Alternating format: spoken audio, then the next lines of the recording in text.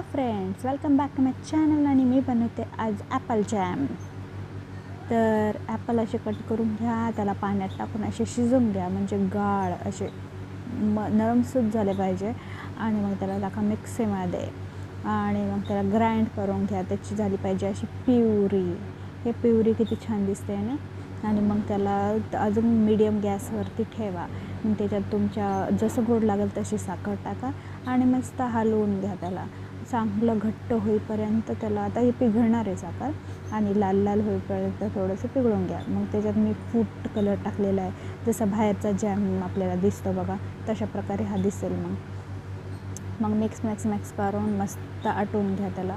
आणि तुम्ही मस्तपैकी बनवून खाऊ शकतात. वेगवेगळे जॅम फ्रूट पण टाकू शकतात असे शिजून त्याच्यामध्ये, पण मी फक्त ॲपलचा बनवला आहे आणि मस्त लागतो हे.